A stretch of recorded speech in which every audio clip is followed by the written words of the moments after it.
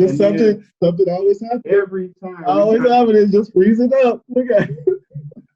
There you go. All right. So how can we contribute to your campaign?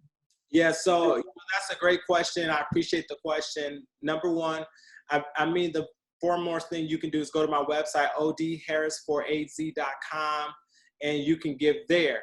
Now, also, you can also give by giving your time. A lot of people may not be financially well off where they don't have the funds to give, but they can give their time. How can you give your time? You can be a part of our virtual phone bank. Our virtual phone bank allows for you to make calls on my behalf. I can provide you the numbers that you need. And then also through the technology, you're able to let us know what the conversation was. And we have a script for you to read and give. And then you leave whatever taxpayer share with us. And then also you can also donate with COVID-19 being so in the forefront of everything. You can also feel comfortable to possibly tell your families, do social media blasts, let them know that I'm running for a political office and you're supporting me. And that's another way you can give. So every time you give, no matter it's financial or whether it's through social media blasts or allow me on your platform, that is 40 cents that you just gave to my campaign to reach another voter in my city. So every time you do things like this, you're giving an additional 40 cents to my campaign. And what we try to do is, in order for us to really win this election, we need to make sure that we have enough support from various places so that we can be impactful and the word can get out. Because we do have to reach approximately 300,000 people in Chandler so that way they can come out and vote and vote for OD Harris. 300,000, right? Woo! Just in Chandler. Man, a lot of people. Wow. So, okay.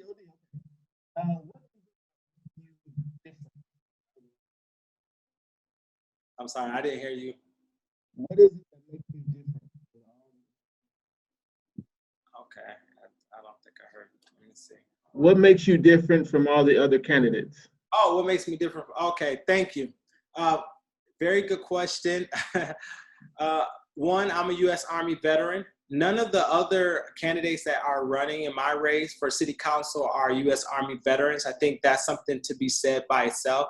I gave an oath to the country years ago, and I never put that oath down. I always continue to try to live by that oath and continue to do what I needed to do. And now as now running for office, I have a very extensive, long history in working in the community. And I would say the history of helping entrepreneurs and business owners, understanding budgets as an accountant. I'm the only candidate that has a master's degree in accounting, and considering that we're going to be budgeting your money daily, I think I probably want an accountant looking over my money versus individuals who may be fiscally responsible, who may have responsibilities or have done some budgeting, but to have a trained person is far more valuable. Far more valuable. Sir. Yes, sir. And now what I wanted to ask is that, can you hear me? Yes, I can. Perfect now. Okay, great. I know we just touched on it a little bit, but obviously, like you said, what's the biggest news right now? COVID-19, coronavirus, opening of states, especially this early. What are your views? What are your thoughts on this? That's a good question. That's a very good question. I can answer from the city race, from the purview of the city. Mm-hmm. We have to be very responsible when we talk about opening up the city for individuals to move about. Number one, we need to make sure that businesses do have the supplies they need so that way they can keep those that are patron their business, they can be safe. So what does that look like? Social distancing needs to be implemented. Also, what does that look like from a consumer perspective? You might need to have masks if you decide to go shopping out and about. I mean, Corona still is out there. It's very much alive.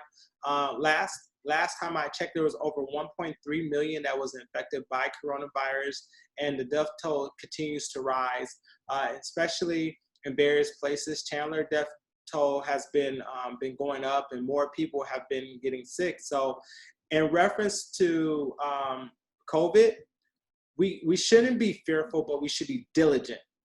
And Yes. everything that you need to know when you're out and about, put the mask on, put the gloves on, use hand sanitizer, make sure you're not contaminating. Do I think that, businesses should thrive and be open? Absolutely. But do we need to be responsible about that? Absolutely. So whatever your business choose to do, I think that you need to be very careful and you need to be very safe about everything you do. Yes, great answer. Because man, it's like with the openings, it's like lines. What was it, Ross? I think today Ross had extremely long lines here Yeah, I in saw Arizona. that. I saw that. Right? It's Yeah. like, and then the shops as far as the gyms. I mean, people are rushing to get in these gyms. I'm sorry, I'm all for about the businesses too, but I'm not trying to be around sweaty, stanky people all day. Like, I'm not ready for that. Lakes, going in the water, stuff like that. I'm just not ready for Yeah, that. yeah. I don't see how they doing that. I just can't. Every time I see that on the news or I see that some picture of it, I just start cringing. I'm like, oh, it's too soon. I'm sorry. It's just right. I'm gonna give it 2 weeks. I'm gonna let the first wave go past, and then you know what? Then we're gonna start, trying to venture out. But like you said, OD Harris, we do need to be diligent. At the end of the day, there is a pandemic right now. We do have to remember this. Social distancing, washing your hands, keeping clean. I mean, we're supposed to be doing this. Yeah.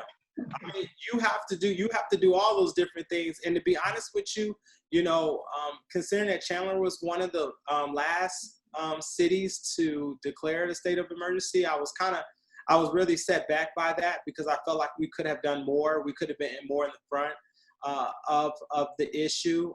But again, you have to look at leadership. When you're thinking about voting who your leaders will be, you got to think about, is my leaders proactive or are they reactive? And no matter what city you live in, are they proactive or are they reactive? Just recently, we had, not to change the topic too much, but still on COVID, just recently I was able to help a young student by the name of Keisha. During this whole entire pandemic, you heard about the housing issue that was going on. Yeah. And a young lady by the name of Keisha, she's a college student, 20 years old, trying to make ends meet, work at McDonald's. And she was recently served an eviction notice during COVID-19 and was demanding for full amount of rent because she missed rent for March and April due to COVID-19 and had been laid off. Well, they wanted to evict her by 5 o'clock that day. And she let me know, and I got on the phone, I got to calling. And a lot of people don't realize how important it is to know who your local officials are. And so I got to calling and saying, hey, you can't evict this person. So one thing that everyone that's watching needs to understand is it's the constable. You guys elect him or her in. They are the one that goes to your house and put your stuff out. Most of the time they say, oh, it's the sheriff. Well, that is the sheriff coming to your house. You elected this person in, and now they're going to put your items out on the street. So number one, you need to know who you elect in as your constable. And number two, you need to know who signing that order into place, which is your justice of the peace. So if you don't know who the justice of the peace person is, then when you go and have your rent battle and they sign off for you to be evicted, guess what? That's an elected position. You can go back and have that person removed. Again, these people that's putting you out of your home, that's enforcing these guidelines, these are elected officials. And we were able to get Keisha, not only were we able to get Keisha eviction pushed and suppressed back, we were also able to get Keisha unemployment because she had not received unemployment yet, which was causing her rent delays. And so we was able to call her local representative. We got her unemployment pushed through. We was also able to help her. She needed some help with DHS, some DES assistance. We was able to help her get that.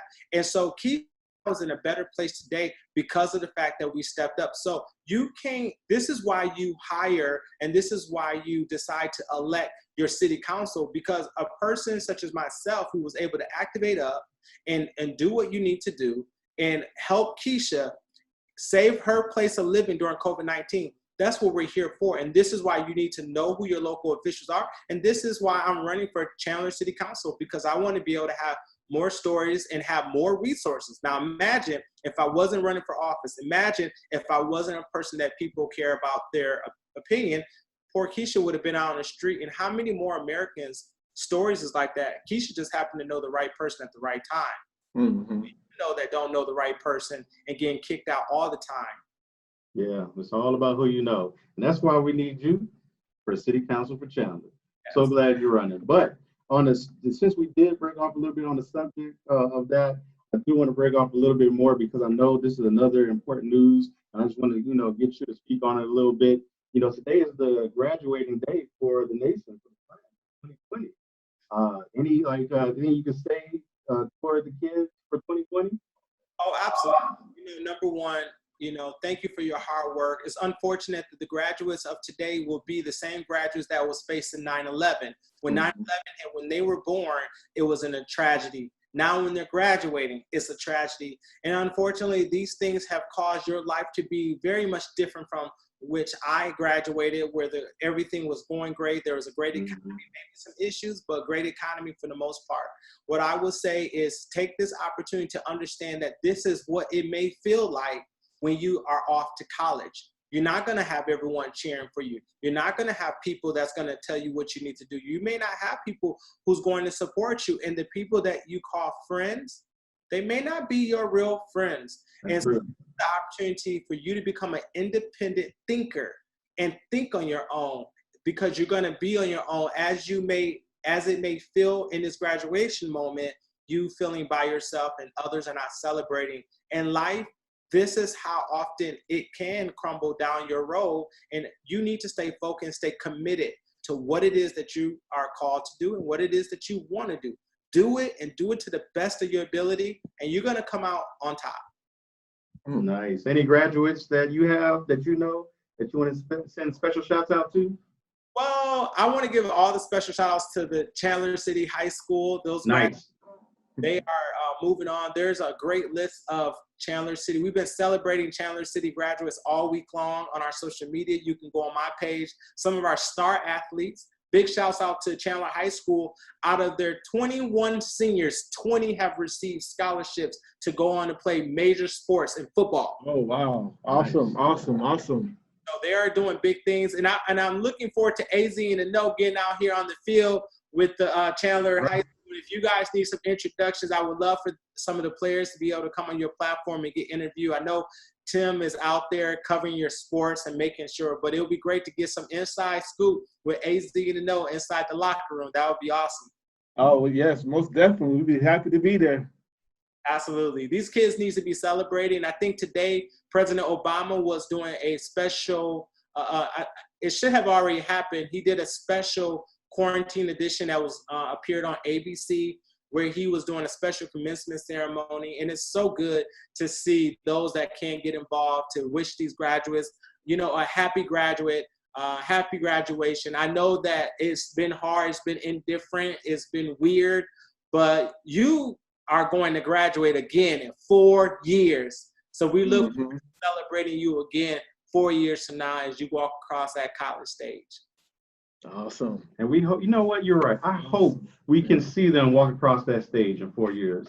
We hope we can. I hope they do something special just for the 2020 class. I'm talking about across the board for everybody when that next 4 years hit and they're ready to walk across that stage again. Yeah, you know what? I think that it's going to be an incredible time for everyone to be united and join together. And I tell you, I'm excited about what this generation response will be to COVID-19 20 years from now, when they're sharing their stories of their grandchildren, of how they overcame a pandemic that infected over 1.3 million people, and how they came out on top and they survived. And you hear the stories of the survivors of COVID-19. I can't wait to be able to be a part of that conversation when I become just a little bit older in age, and I'm able to share during this time, this is how we behaved, this is how we acted, this is how we came together as a city, as a state, as a country, as a nation, to make sure that people are taken care of. And today we can really say, I am my brother's keeper. And I think that's an awesome thing. Yes, the love that has been shown during this time period has been so amazing. But has been a lot of stupidity. It goes back to what we first were talking about, with being safe, social distancing. You see people, trying to go into stores either without masks or like in Chicago where they were having the huge parties and just, numbers spiking. At the end of the day, we have to be careful and be safe. Like we cannot stress that any louder. Well, I think that if we're going to be productive, if we're going to be responsible, we must take the safety measures. We don't need anyone to tell us what we need. We don't need anyone to tell us, hey, you need to wear a mask. You need to do that. We don't need that. What we need is for individuals to understand that we're still in a pandemic. Although the city is still open, the state is open up, we're still in a pandemic. There's still a virus out there taking lives. There's still people sick from it, and there's still people trying to recover from it. You must be responsible. If you're going to go out, be responsible in everything you do. I know that many are taking they're taking the lead from those they see on various leaders. You may not see them with masks on, but I want you to know that if you are a part of that few number that could be vulnerable to that disease, you have respiratory issues and things of that nature, you need to put that mask on. You got cancer, you got the flu, you got viruses, you got HIV, you got AIDS, you got terminal sickness going on. You need to make sure you take extra precautions while you're out enjoying your day. Why you said that, I didn't mean to laugh. I didn't mean to chuckle, but I thought about something when you were saying that, how, if you see certain elected officials not wearing masks, and now we got the White House with a bunch of people getting coronavirus left and right. And, people have been warning them, like, how come they're not wearing a mask? Right. How, this is serious, Mr. President, this is serious. How come you guys not wearing a mask? Now here it is 2 weeks later, everybody got coronavirus, or, at least is self-quarantining in the White House. You got to be diligent. Even what you said, OD, made sense. Nobody's going to do anything but for you. Like you said, it's for you. Do for you, not everybody else. And if the person that's in charge is not doing what they're supposed to be doing, don't follow them. You know what to do. Mm-hmm. I think this is a time where we have to follow our own common sense. If we know that if we know there's a threat and we know how to protect ourselves from the threat, then we should use the guidelines set aside by CDC so we can reduce the susceptibility of the threat, and we can minimize that to our life, to our family lives. This is a time where you come home, you get done doing your running around, you go home, you take a hot shower, and you change your clothes, and you don't infect your family, and you be responsible in everything you do. You wear your gloves, your hat, whatever you're going to do, just be responsible. Because remember, you have the ability, there's others' lives in your hands, and you're responsible during this time will save another life. So if you don't have to get out and go, limit your time out. I know everyone wants to get out, but limit how much time you spend out, so that way you can actually say, I was responsible during this time. And at least while COVID-19 is still active, while it's still an active thing, you need to be taking precaution. You still need to be washing your hands and being very, very aware of your surroundings. Do you feel that this next election that's coming up, now let's talk about yours, but like major election, this next election that's coming up, how important is this election? The reason why I asked that question is for really the non-voters, people that haven't registered to vote, people that say, my vote doesn't count. That's what I'm referring to. How important is this next election? Well, the next election is very important, considering that we have a national election with the presidencies. We also have state races as well, and then we also have local races as well. So this next election is going to be very critical in understanding the issues of those that you're looking to vote. Become more informed. I think more voters are misinformed. Yes. They're not informed. And I would say only 10% is voting based on informed. And this is where we have to be very careful. We have to be reminded that we're so caught up in a liberal United States. We're caught up in a conservative United States. We're caught up in a Republican United States. We're caught up in a Democrat United States. But there's only one United States. That is one.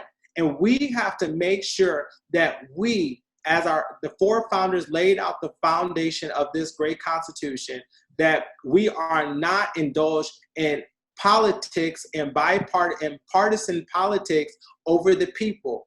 The State of the Union address says, we the people, in order to form a more perfect union. That we the people means that the people have the power, not parties, not politics, not those that are a part of the few wealthy of the United States or those that are few wealthy of our area, but it says we the people. When you exercise your right to vote, you then give the people the power to exercise their voice. And if your vote is your voice, and so vote with your voice and make sure your voice aligns with your vote. And however you choose, whomever there's some good Republicans, there's some good Democrats, there's some bad Republicans, there's some bad Democrats, there's good and bad people. And we have to make sure that you as the voter, make sure you sort that out for yourself and you make the decision based on your values, your morals, your belief system. So get out and vote. August 4th is the primary for many. My general election is August the 4th. So people in Chandler, I need you to vote August the 4th. That is my general election. For the rest of the world, your primary election is happening. And who's in the primary election? Well, those individuals who are seeking their party nomination. So you see a lot of people who are looking for looking to be the party nomination for the Republican, the Democrats, or whatever your party affiliation may be. They need your support August the 4th. Whomever you choose to vote for, they need to come out and vote. And then we need everybody's support for those that are going to come out in November to vote for the national president, your state legislators and your Congress people. So we have a big election coming up.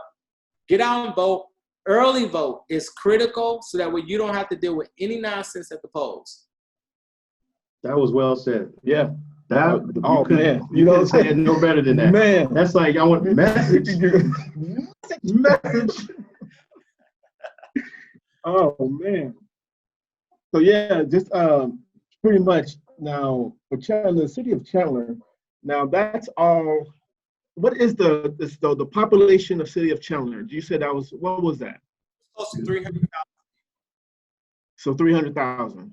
Yes. So generally, the way this works is that there's 98,000 households in Chandler. The breakdown in Chandler, a lot of people don't realize there's 9,000 African Americans that live in Chandler. Some of the most influent African Americans live right here in Chandler. Wait. You said 9,000? 9,000. And there's 300,000 people in Chandler and 9,000 African Americans. Yep, and it seems like it's not a lot, but it really is a lot of people in reference to voting, because that's 9,000 African Americans that can vote. Yes. Only 150,000 actually participates in the political process in Chandler. As a whole, 150,000. 150,000. So you think 9,000, and then in order for me to become elected, I need to have at least 17,000 votes. In Chandler, you have the opportunity to vote for three city council people or city council members. So you can vote for me, you can vote for two of your other favorites along. So that's an option for you to be able to do that. In Chandler also, we have, we also have poverty in Chandler as well. There's about 7% poverty in Chandler. The way Chandler is divided, generally anything south of the 202, you'll find more affluent individuals that live in south of the 202. And if you go north of the 202, you'll find that there's a different mix of individuals that live north of the 202. So you kind of have a little bit of everybody. But when I share the word affluent, there's affluent Hispanics and Native Americans and Blacks and whites, all south of the 202. It's more expensive on the south of 202. On the north of 202, you're going to find the same mixture, diversity of population on the north of 202, but it's not as costly. As for people that don't know about Chandler, Chandler is very affluent. It's like the Malibu of Arizona.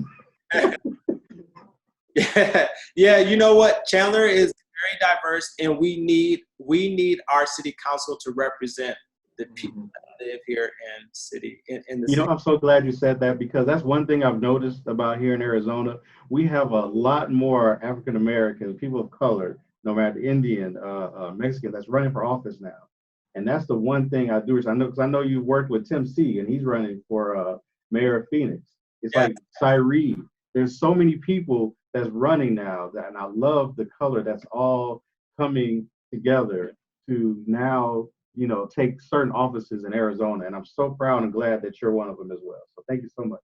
Thank you, thank you. I think it's important. It's an important time in history that we leave our mark, and we leave our mark from all different perspectives. If we want change to happen, we need to be the change that we want to see. And if you have a great idea, you have a way that you could change your city, your state, hey, go for it. You know, run for public office. You know, it's a lot of hard work, but that's what the office is going to take. We work hard. They expect me to work full time on a part-time salary. And so there's not a lot of money achieving that office, but you do gain a lot of respect, and you do gain a lot of resources that you would not have access to. And I think one of the most important things that I'm learning running for public office, you have private public information, and then you have private public information. You have public information and private public information. So there's information that is spoke about from a political level inside of a closed room that is not privy to the public. But there's information that everyone find out. Oh, everyone's just now finding out about COVID-19. That became public information, even though COVID-19 had been around before the news and everyone started really start tracking the cases of it. So running for public office do allow you to have access to information that you would have never thought. This is why I always say, call your local, you have a good relationship with your local political team, political offices, because they have information. Like I said, Keisha, she was applying for unemployment. They had not called her. They had not released the check to her. But as soon as we got on the phone with her local representative, man, her money came within a week. Yeah. That's the power of what you have. If you are a recipient, you need food stamps and you don't have it. You've been trying to get through, and the Department of Economic Security is not working with you. You feel like you're getting a runaround. It's time for you to call your local politician and say, hey, could you get involved and help me? They have a way of pushing things through a little bit more quickly than you do. And that's the power of influence. Well, once again, thank you so much, man. It's been great to finally Yes, sir. Yes, speak with you, sir. finally interview Thank you. We've been waiting for this for a nice little minute. I'm talking about a minute. A long minute. Can't wait to get you back in. But just before we go out, just to recap your information, how people can reach you, or things like that. How can we get in contact, and how can we find out more about OD? Yes. So at this time, you can please go to odharris4az.com. You can use the number 4, or you can just say FOR, however you choose it. Go to odharris4az.com. To follow me on social media, Facebook, odharrisaz, on Instagram, odharrisaz, and on Twitter, odharrisaz. And if you would like to volunteer, go to odharris4az.com. You can go ahead and put your information in there. 1 hour, 2 hour, 1 hour a month goes a long way with me. So I just want you guys to know I thank each person that have been supporting, and thank you to AZ and the Know for being in the know with OD. And yes, sir. Platform. It's really a great honor and great blessing. You guys keep up the good work. Thank you so much. Sir. Hey, you have a good one. We'll thank holler at you later. All right. Talk to you later. Okay. Oh, man, such a great guy.